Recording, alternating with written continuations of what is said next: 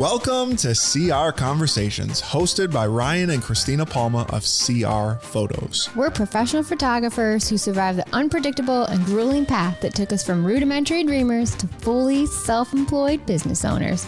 From sleepless nights of editing to daring leaps of faith when quitting 9-to-5 jobs, we kept pushing for the dream to become reality, and we did it together every step of the way. Amazingly enough, our marriage also survived that journey. In our 15 plus years in the industry, we've acquired a wealth of information that goes far beyond camera settings and marketing do's and don'ts. We've also piled up countless stories, affectionately called Uncle Bob stories. We'll be leaking those one episode at a time. Don't worry, names and places have been changed to protect the guilty.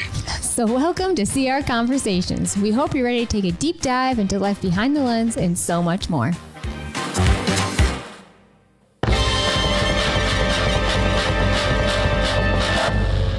Here I am, CR Conversations, episode 7, alone?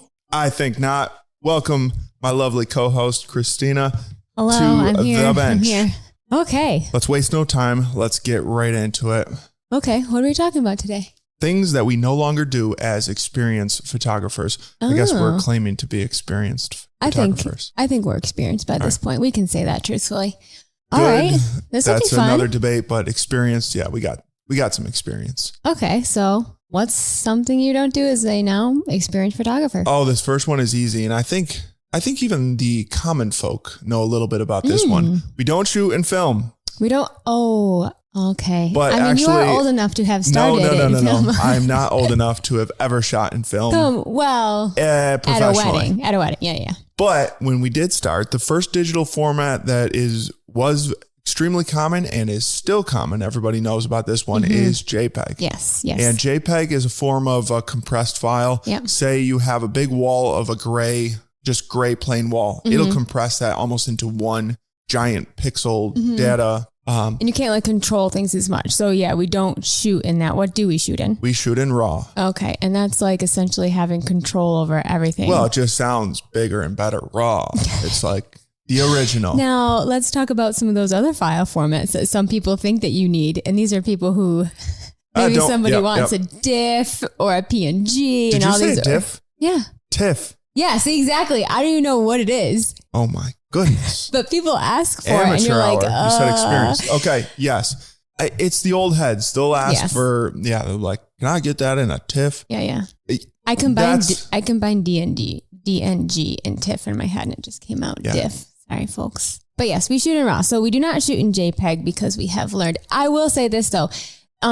Here's a little funny story. It's not funny because I paid the consequence of it. So one of our cameras had the quality control button in a very bad spot on our camera where you would accidentally hit it often. And one of us... Wait a second. Could we just... What were your name? Wait. Hold on. Nameless. This was on my list of funny stories, so we might as well do it right off the top of the hour. Okay. Remember when? Oh gosh. Wait, I don't know if this is funny, but it is kind of funny because how mad and frustrated I got. Oh yeah. So this button was it was very poorly designed. They don't do it like this anymore, but the quality button to change from JPEG to RAW was literally like something that's easily your hand could just brush against it. So very quick, in the same place where you would put your thumb to change things like ISO, bracketing, just things that you would need to get to a lot quicker. They also had the quality button, which as she said, changes the RAW, the JPEG. It also changes the size of the images and stuff. So as I would be shooting out there, and it seemed to always happen during cocktail hour when I'm really fast going from group to group, making quick adjustments. Whenever it would happen, I would accidentally press that button, change it from RAW to JPEG, and then the remainder of that wedding, that session, and sometimes even a session after that would be in JPEG. And I go to download stuff and some, obviously we did not catch it during. It's not like you get this flash saying, oh, guess what? You're shooting a JPEG right now.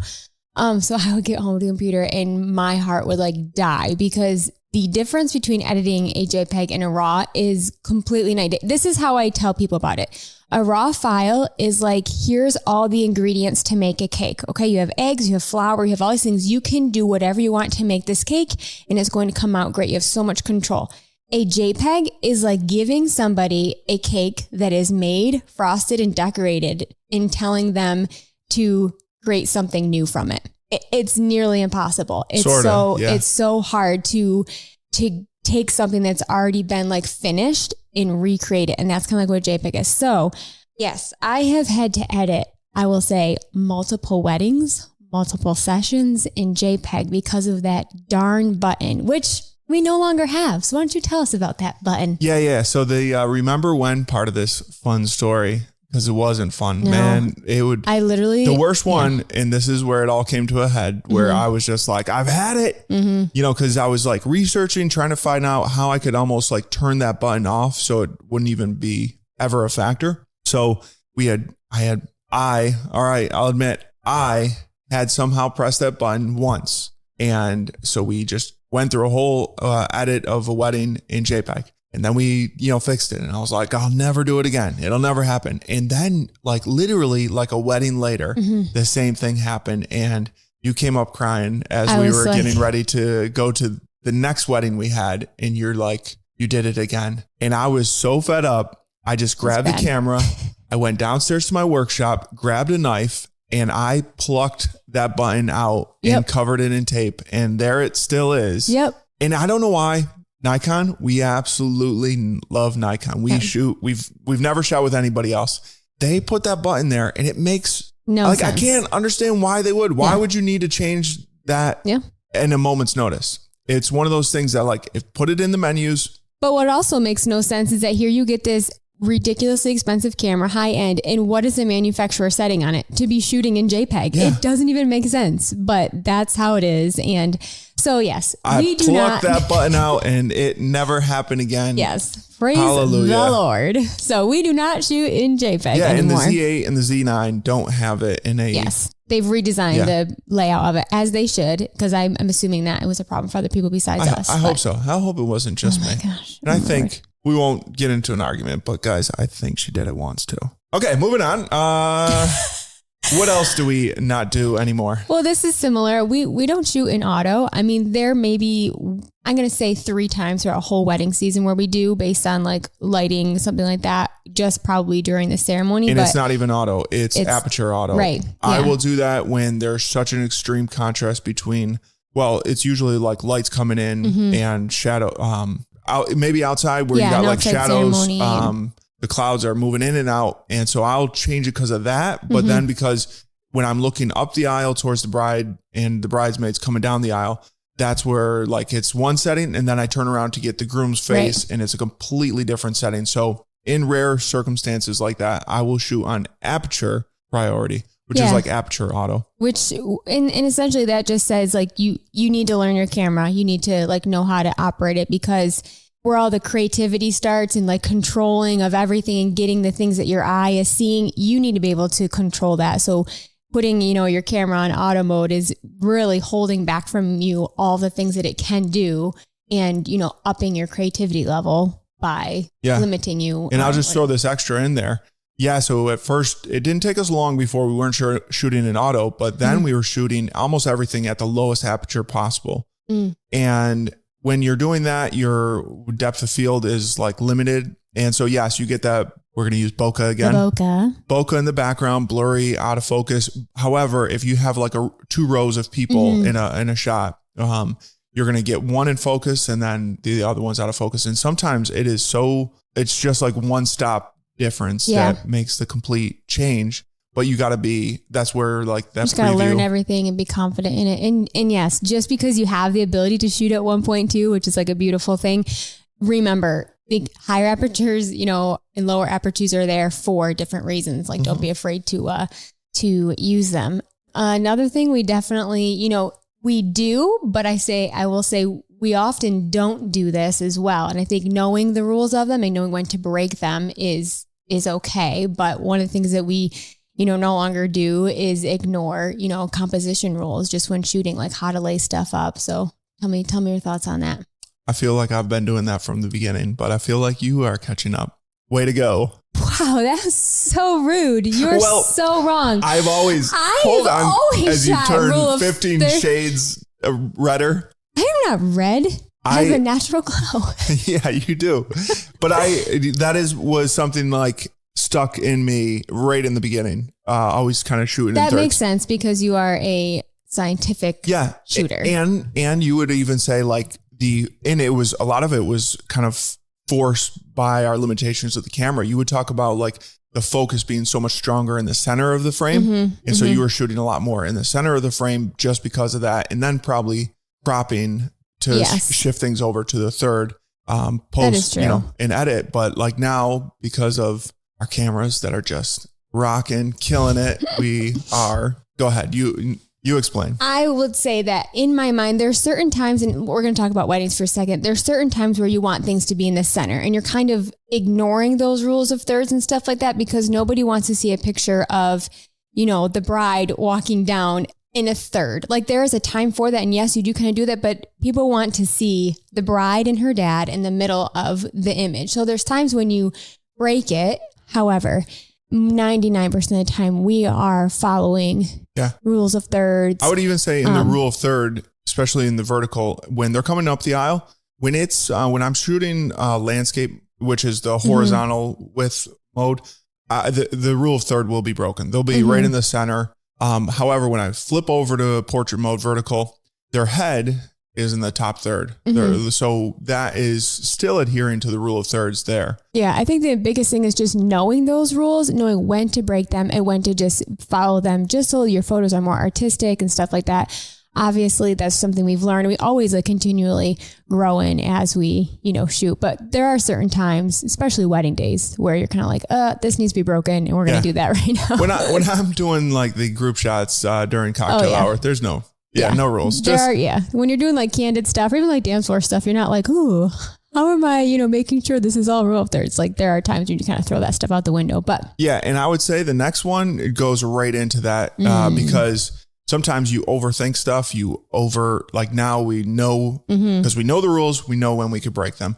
And when you know how to edit, when you are confident in your edit and stuff, what do you not do anymore? Overly Photoshop. So this is a fun one. I will definitely talk about this. This, not just. So when we first started, I will somehow put some pictures on here to show, but I would literally, after culling everything, go through and fine tune edit in Photoshop every single photo. So you're talking like 1,000 images of people's galleries I was editing. Now, when I say Photoshop, Lightroom was not a thing. It was actually Photoshop. And this was the days of it was there. Airbrushing, eyes glowing, all of this stuff. Lightroom was there, but not at all what it is now. You couldn't bulk edit all that stuff. It was a baby. So Beta. I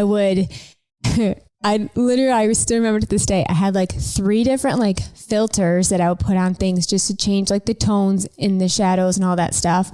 And then I would go through and do the eyes, do the skin in every photo. I'm telling you, every single photo. It was insane what we used to do. The very common comment on any Facebook post was wow, those eyes are just popping. They're look at those eyes, because you literally I burn and dodge every eyeball. I burn everything was just out of control. People's blues were unearthly blue. It was definitely the style. It was what people did. I so remember this one bride we had a meeting with. She's like, now I really like it was when Instagram first came out and it was ridiculous filter. She's like, I really love the overly filtered, whatever look, can we make sure we get because I like the way your stuff is edited, but can you edit them even more so like that? And I was like, oh no. Yeah. But we do not overly Photoshop. Now, what does that mean? We have our style. We talked about what we do for presets and all that stuff in the last episode. What will I actually Photoshop and what won't I? I am not Photoshopping your Apple Watch tan. That is a you problem, not a me problem. You knew you were getting married. You have a tan line. What will I Photoshop? I will Photoshop some little things for the images that are actually selected for somebody's actual album. So say they're selecting 40 images for their picture album that's going to be printed.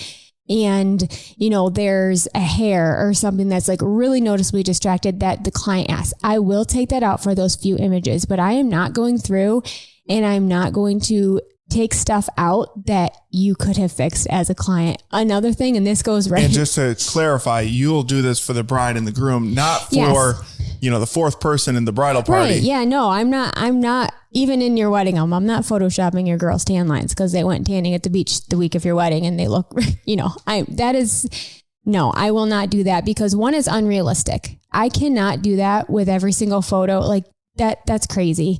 So yeah, do not overly Photoshop. Thousands of photos. And when you do that multiple times, it's just do the math, people.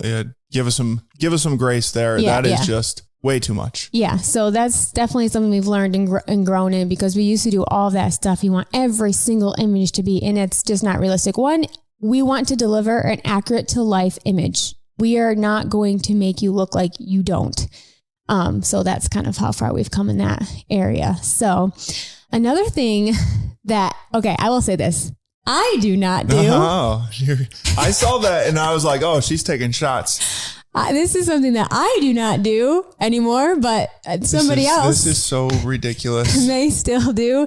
This is pedantic to bring in another great. What's something that I don't do that maybe you do? Oh, okay. So I have this tiny bag of crystals. What? That sounds funny. So what it is, I have these prisms. We have these prisms. What are you talking about? Oh, leaf crap in the background. No. Oh, sorry. We skipped over one. So, okay. Well, let's just go into the one I'm talking about then, and then we'll go backwards. Oh, okay. Okay. So another thing that and maybe I should just say, I no longer do that maybe somebody else in Sierra Photos does still is what, Miss Holier Than Thou? Let's go. You share it. Shoot. Oh, please. When we first started, it's true. It's true. We did shoot a lot because obviously you're nervous about, you just overshoot to essentially guard yourself, make sure you have a ton. Now there are certain instances where I do overshoot, but on a wedding day, I for sure take way less photos than somebody else does. No, you don't. But you shoot, because you have a lot more things to shoot. I shoot less than you when you do the math. Well, we'll skip all that, but you and I right here, I don't take more photos than you. Because you definitely take more photos. No. There's no way. There is. I'm the one that downloads them every week. I know. You take more photos than me every wedding. That's because I catch up during cocktail hour and stuff. Okay. Yeah. Well, okay. This is why, though, everybody. Let me defend myself since I'm being thrown in front of the judge. I used to do it a lot more. And again, that was because of the cameras. And Christina would so it's tough. I'd shoot, she'd look at the photos and edit them and be like, oh, that's out of focus. Oh, that's out of focus. So our older cameras, again, we are just so thankful for our new cameras. Because the old ones, they would just not hit the mark. Almost like 1 out of 3 photos would be in focus. And so, yes, as you said. That was towards the end. But yeah, maybe not that bad. There was a lot of years where you're like, they're out of focus again. What's going on here? And I'll be like, I go back to look at it and I'm like, look, I was focusing right on their face, but it's still, whatever. Sorry guys, we're letting you into the world of photographer problems. Anyhow, so maybe that taught Ryan to overshoot because he was nervous. Yeah. But I think we all do that in some way, shape, or form. When I'm photographing a family with little children, always overshoot because with little kids, you just rapid fire. You shoot and you have to be ready. So other scenarios like weddings, I have learned to be like, no, I got what I need. I don't need to keep shooting. So it's something that comes with learning and time in this certain settings and stuff. She's right. I'm the overshooter in the group. However, both of us have improved greatly. Yes, for sure. Speaking of the next thing that we don't do anymore, I'm just going to let you keep throwing the punches. I'm sure I'll get back at you later. Cause this is one that you like to, just make me sound like I'm the worst at. No. It's not just you. It's other people too. We no longer leave crap in the backgrounds and it'd be like, oh, we'll just Photoshop it out. No, I am not Photoshopping your beer bottles. Move them. I was thinking of my little magic bag of crystals. Yeah. Oh, yes. Also known as my prism bag that I like to use during dances. Yeah. So Ryan has a bunch of like crystals. He likes to. they're prisms that you shoot through. Whatever. Crystals that he rubs. Just kidding. Yes. And they have this bag and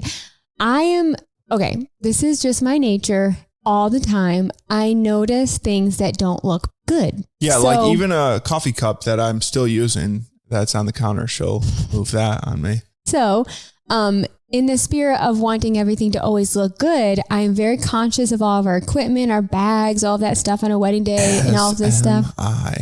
Carry on. I said, as am I. Okay. Well, he has this bag that he carries his little handheld like crystal things in it. Stop saying crystals. They're prisms. Prisms.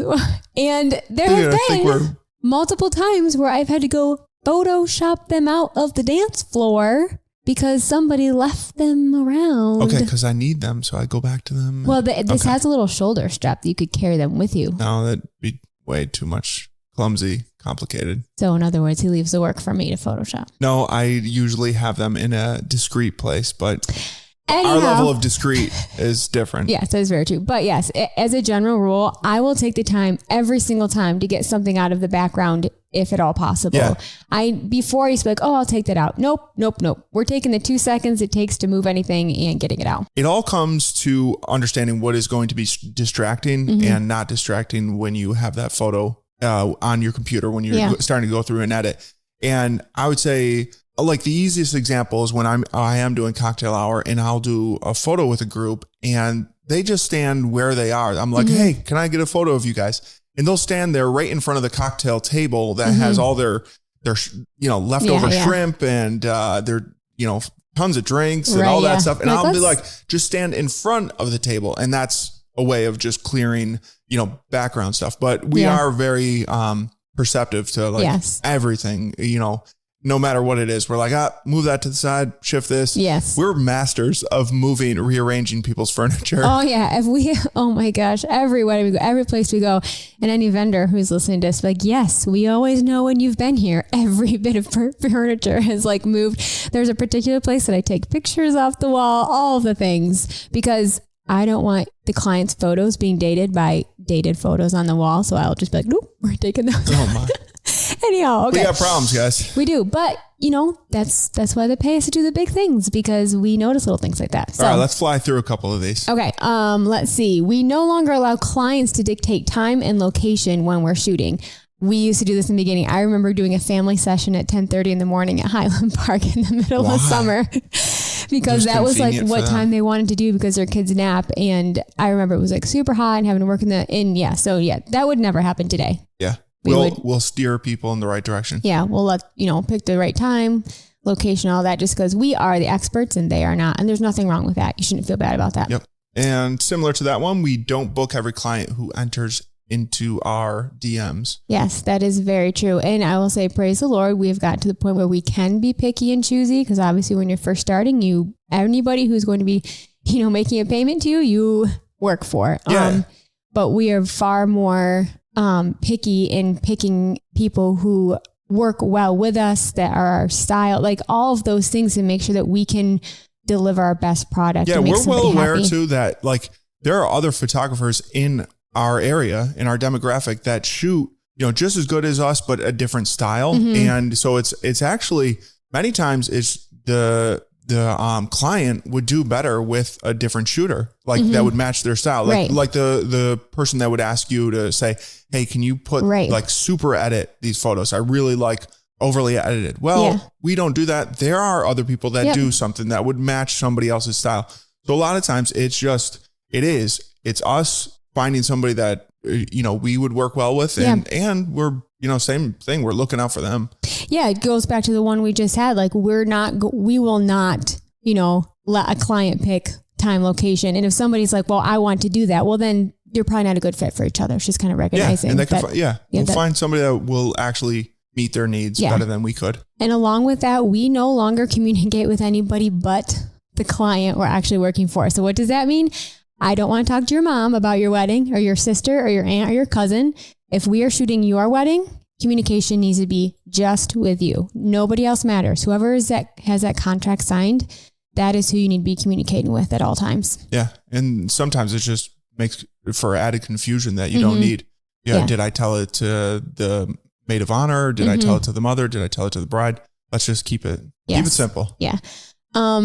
What's another thing we no longer do? Oh, this is fun. And I even did this one just the other day. Yeah. All right. So we do not pretend like every single shot we shoot is perfect. What did I do just this past weekend? I wish I could. The family photos with Harvey. The baby was about to leave, and I was like, just double check those really quick. That's like I would say that is really coming a long, long way. I was thinking simpler, but I'll explain both of the things that I was talking about.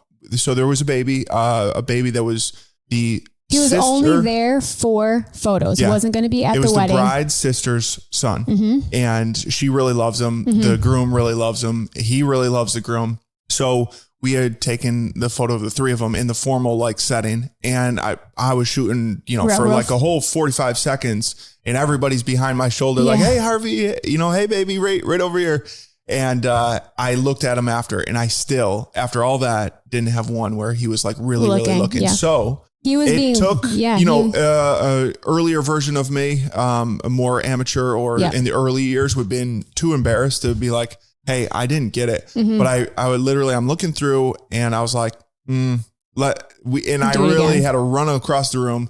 I'd grab the dad, bring good old little Harvey back. And I was like, we need him for another one. And we reshot that. So it was like admitting that we make either mistakes or we just don't get it right the first time every single time. Yeah. And that is huge. And I think just being confident in yourself, knowing that, hey, it's okay to let people know, hey, we didn't get that. Like, we're real human people. You talk about like camera settings. That's something we say all the time. I mean, anybody who's had their photo taken by us has been like, oh, hold on, let me fix my settings. Like, we did that wrong. Or I'll be like, this is my first day on the shoot. Yeah, we say that a lot. Like, there is no shame and be like, nope, I did not get that one. We're going to do it again. And in the beginning, we would not do that because you're so afraid to be like, no, I need to be professional and make these people feel confident. Your work is going to speak for itself. Nobody's going to be like, oh my gosh, they didn't just get that photo that we thought that they got and like then doubt your abilities. But that's more of a you thing. You think because you did that early on, you're like, oh, from here on out, they're going to think I'm not really confident in what I'm doing. But really the confidence comes when you can say that, when you can be like, hey, I didn't get that. Let's redo that. Yeah. Let's rewind. So yes, don't be afraid to be like, hey, I screwed that up. We're going to do it again. Okay. What's the next one? Well, if anybody's keeping track, this is number 11. Oh, wow. But I know nobody is. That's all right. We no longer over direct or under direct during a session. Now, this varies based on what type of shoot you're doing. Weddings, big wedding party, you have to be clear. Direction, you have to give people instructions and stuff.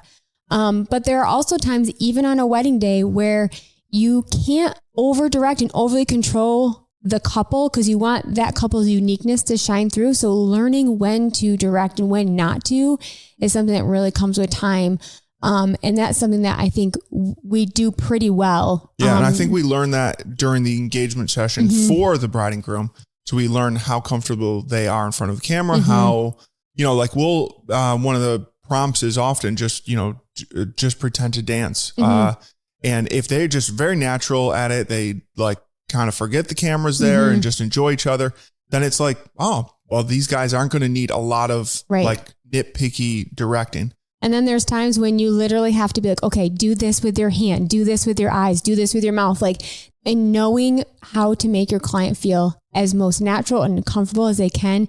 And that, again, just comes with learning and doing all of it. But, definitely not over directing or under directing is something we've learned for sure. I think we do it pretty well. I believe we do. But yeah, the over directing could kill somebody's confidence by just being like, all right, move this, do this, do that. And I've heard of people, that have said somebody did that to them, like was just pushing them around all day. And eventually you just start to feel like manhandled. Or I do always say, hey, sorry for manhandling you as I move you over here. But I think you start to feel like this is not us. Yeah, I don't look good. Yeah. They keep moving me. Something must be wrong with me. Messes with their confidence and stuff. Number 12, if anybody's keeping track. This is a good one. We don't shy away from new things and trends. We're always game to like try different things, but knowing how to like do something trendy and new, but also stay true to something that's classic, I think is another thing that just comes with experience. So the trendy thing now is, or has been for the couple of years, I think it's slowly going out, is like the blurred photos and the extremely editorial style, no direction, I say no direction, but really editorial style photography is extremely directed. It's just we're going to direct this so it looks less directed. It's a whole thing, but we're not afraid of that. We're like willing to do all those things, but also we want to stay true to what our style is as shooters. Do you have anything to add on that? Well, I would say like there are some cool stuff. I do like the blurred thing. However, you can't shoot a whole session with that. So that's like just an added tool, an added, piece to your, repertoire. Yeah.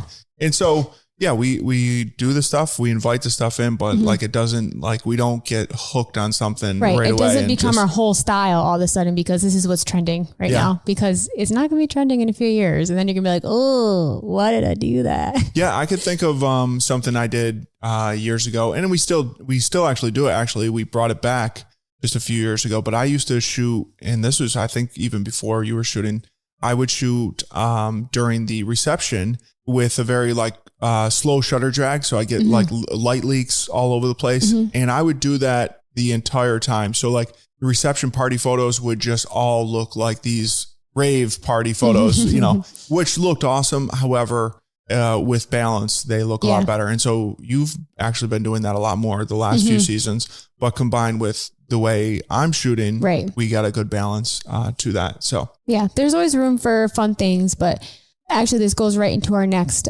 point, which is we no longer rely on editing to create our style instead of our actual shooting style. I feel this is super important. Somebody should know it's your photos based on the content, not the editing. Does that make sense? Like when I see certain people's photos, even if it was edited differently, I'd probably be like, oh, that's that particular shooter's, because their style of shooting shines brighter than their editing. Does that make sense? So I think in the beginning, I relied heavily, as we already talked about, on editing, and my editing to be recognizable as my photos, where now I'm more concerned about, is this my style of shooting? Yeah. Does that make sense? That's great. I think that's where we've aimed to be for a long time. Yeah. What's our next one? All right. So the next one is trying to impress with unrealistic turnaround times, which sometimes we do have crazy turnaround times, even the beginning of the year. Yes. When we're and again, we're going back to weddings. When we say beginning of the year for us is late spring. So late spring, when you're really getting started cooking in weddings, where like you're having a wedding every single weekend, then double weddings every weekend. Yeah. Those first few, we try to push out your quick. Editing log is not backed up. Right. So you're just popping those out, and these people are getting their photos like sometimes within the week. Less than a week. Yeah. And they must be sitting there like, this photographer, they are just unbelievable. Yeah. But we're trying not to give anybody some false sense of who we are, or sell that in our contract or something our like that. Contract, or like just our pitch. Now I will say this is something I do still struggle with mentally, because yes, I want to get everybody's photos to them as quickly as possible. However, even just the last year, maybe even 2 years, I've been like, you know what? This is driving me crazy, trying to do stuff that is unrealistic to sustain. Like I can't do this for every single wedding. So why am I trying so hard to do it? It's unrealistic. So even for many years, I would work on photos at the reception for there to be photos displayed at the client's reception. And yeah, that sometimes was like, okay, it's cool. It's fun. It's really awesome. But then I got to the point, I'm like, why am I doing this? This is unbelievably ridiculous. I'm not going to. What are you getting emotional or? No, I'm not really sure. I'm not going to kill myself on a wedding day and then also be able to be creative and shoot in a few minutes just so that a few people can see it. Like they can wait until the weekend's over. So that was something really unrealistic that I was doing. And even in my mind still, I'm like, okay, we just shot 2 weddings, Friday, Saturday. I got to get something up by Sunday and Monday. And I've realized, that does not have to happen. If it does, great. But I don't want to sacrifice my own mental health, time with my family, just to get somebody 3-4 pictures. They're going to get their photos. Like they'll see a preview in a few days. I don't have to get it within 12 hours of shooting their wedding. And then everybody else is going to expect the same thing. And if I don't do that, they're going to be like, oh, I haven't seen a preview. So being realistic from, this is when your photo is going to be returned. This is when you can see something on Instagram or whatever. And just communicating that, I think helps your own mental health as a photographer. It's not a competition.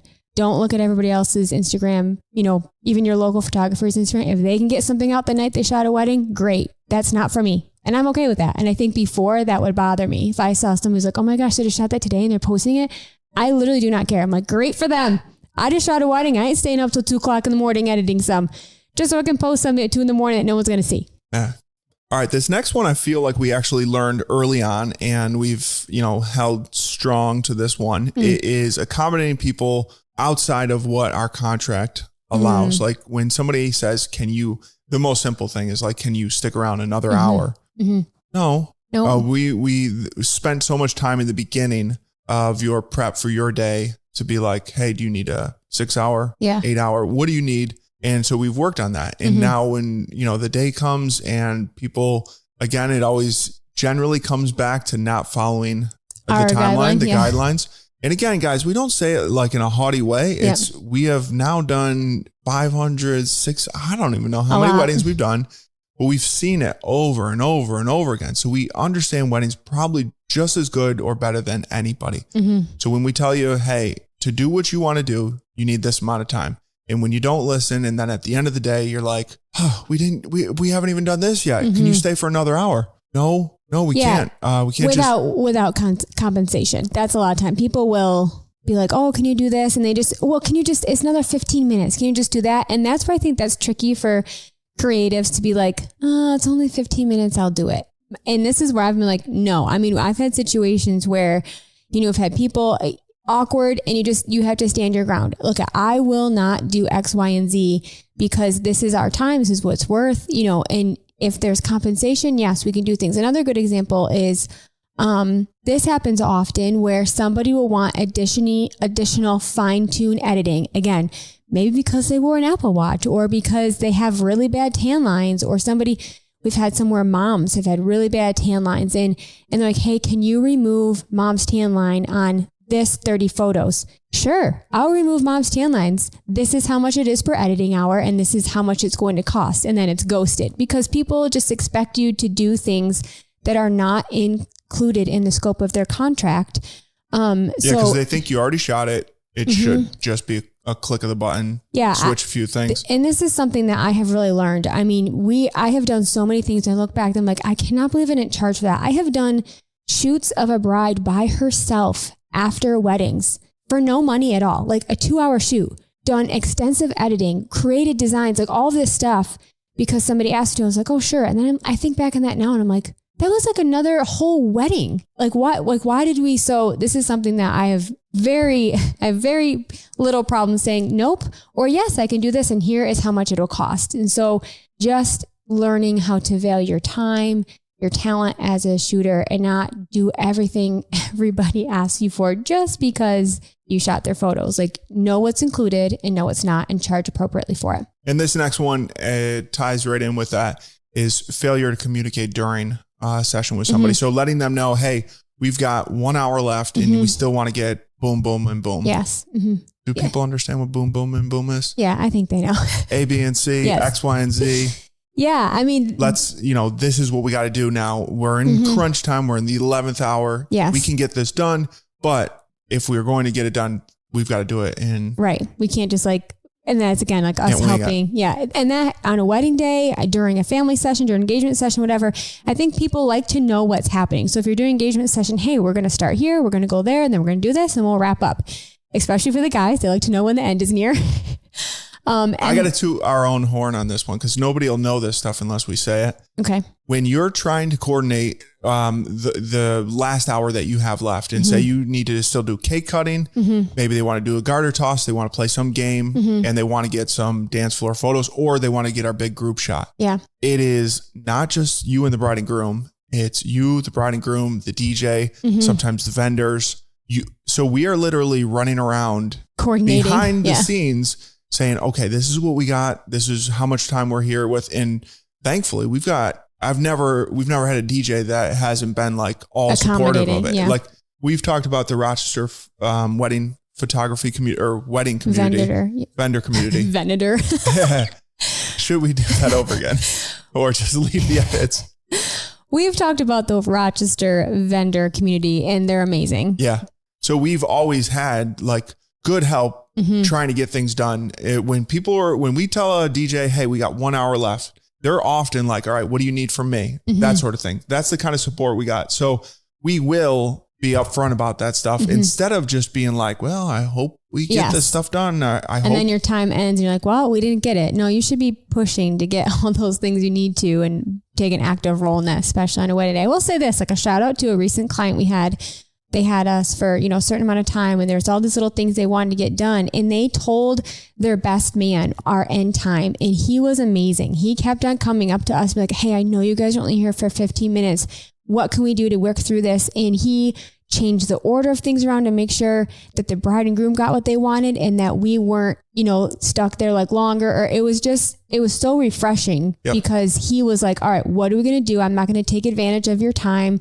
This is what the bride and groom want. And I'll say this, don't take this as like, this is going to happen every time, but I know we gave them a few more minutes just to try to knock things out. Yeah. Beyond their scheduled contract. And we talked about this in other episodes because they were awesome. Yes. When you are treated and we feel you respect what we're doing and you are appreciative, it changes our attitude towards, hey, if we are there a few minutes more, or it's just a completely different dynamic than if you were to come up to me and say, you're going to do this because our schedule's behind. So you're not going to leave before these dances are done, or you're not going to leave here.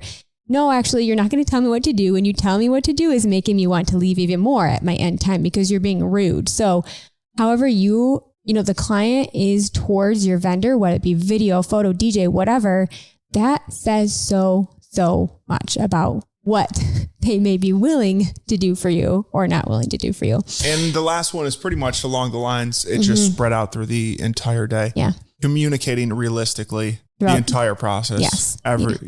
Start to finish. Yeah. I mean, when you first start out as a photographer and when we did, there was not a lot of communication. And if there was communication, it was really directed by the client. And okay, whatever you want, I'll do. Whatever you want, I'll do. And that's not how it is anymore. And then you're afraid to reveal your prices. You're like kind of holding those back instead of just being like upfront. Yeah.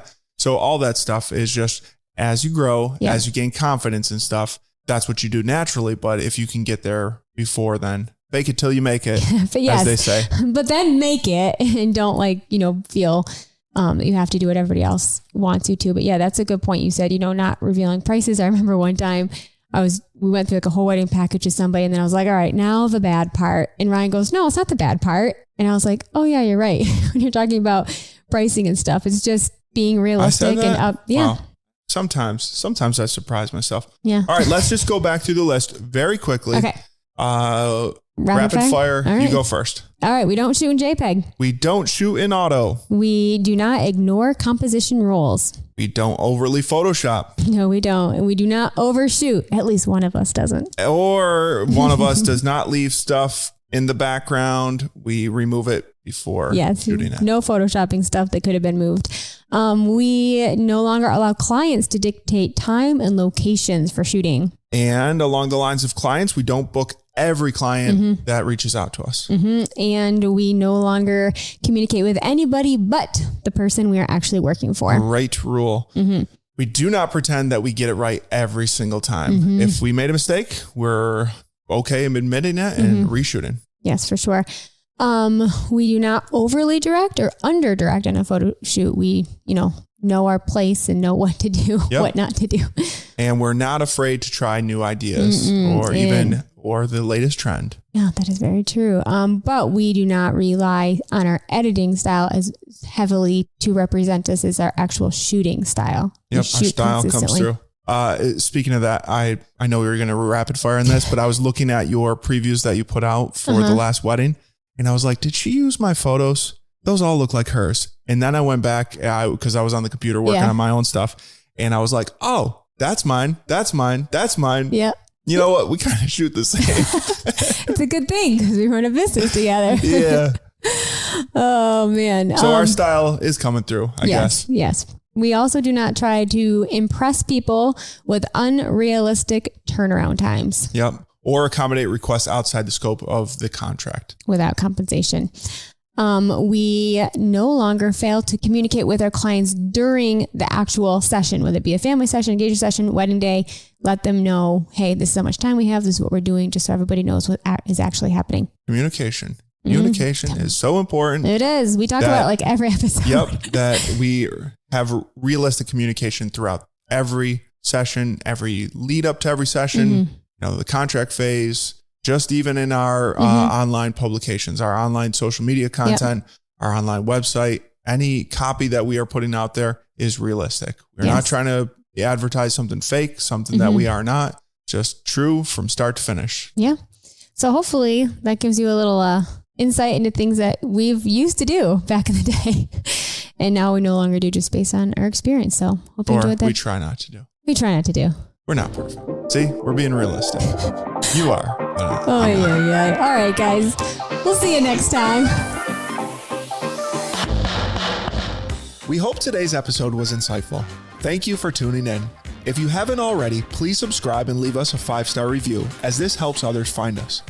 If you have any questions or comments on topics you'd like to hear us unpack, please send those to podcast@crphotos.org. Lastly, don't forget to follow us on Instagram, where we can be found at C_R_conversations, and turn on those notifications so you never miss a post.